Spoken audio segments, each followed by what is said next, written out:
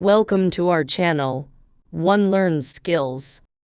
It is story time now, and today I have come to you with a story on money management. It's called The Five Brothers and Their Father's Gifts. Come, let's listen to the story. In a faraway town, there lived a rich merchant named Arvind. He had 5 sons, each unique in their ways.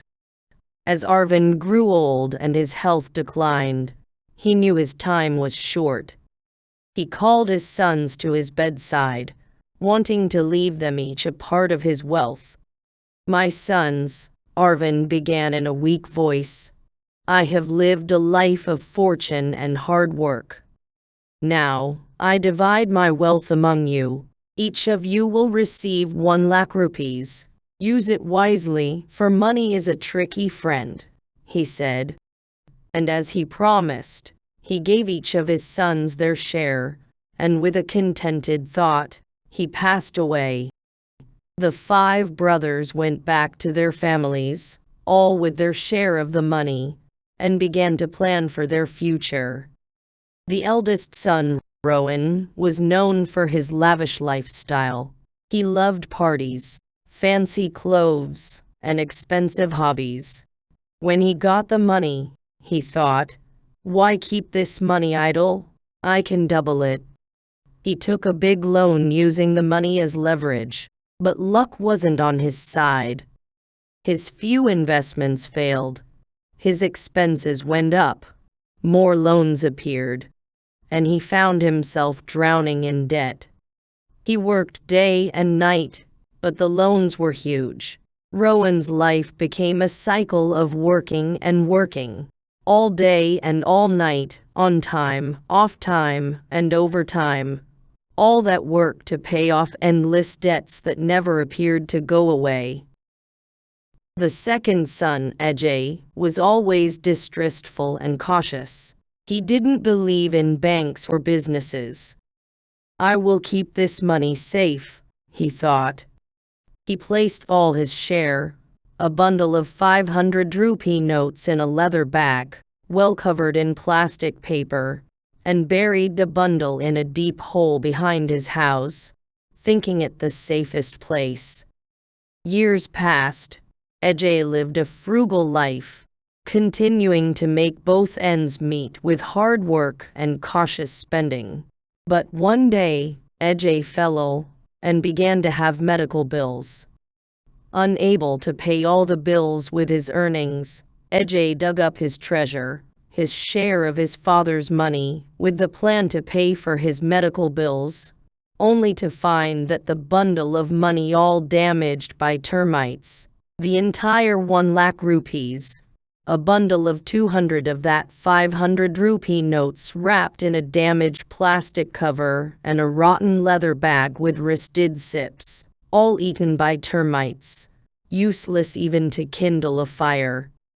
The shock and his illness were too much for Ajay. He died of grief and poverty, all at a young age, full of disappointment and regret. The third son, Vikram, was prudent and careful. He believed in steady growth. "I will put my money in fixed deposits," he decided. This decision proved cautious and no risk at all. His wealth grew slowly but surely.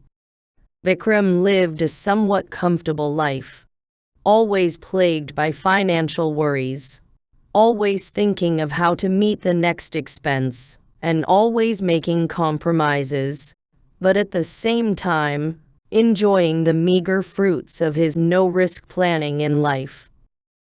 Suresh, the fourth son, was always looking for quick success.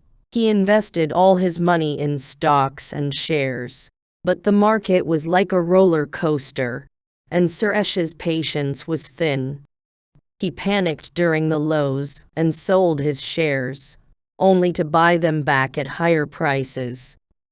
This cycle continued until he lost a significant portion of his money.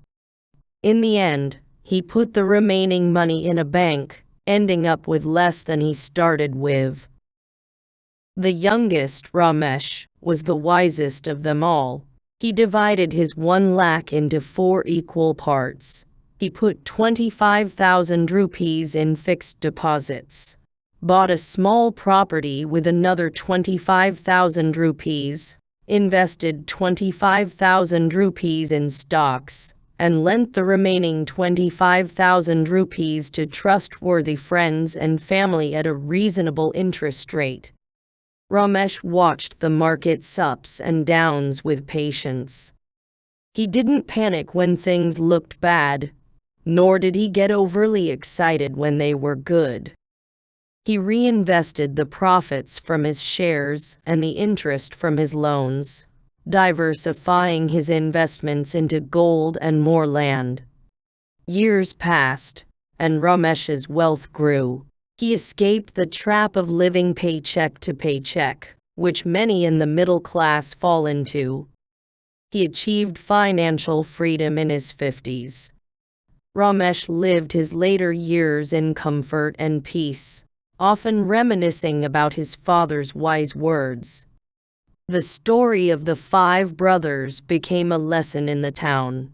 It taught people the importance of good money management.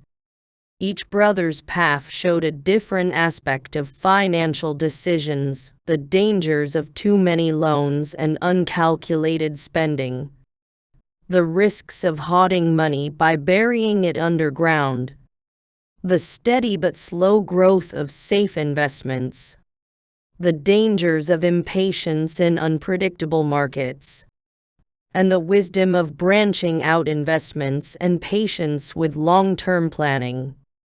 Ramesh often shared his experiences and his thoughts and his life's journey with others, stressing the value of his father's advice and how it guided him to a life of calculated risk-taking, balancing financial security and financial risk, and how he attained financial freedom. He lived a happy life, surrounded by his loving family, always grateful for the lessons learned and a gift left by his father. The end.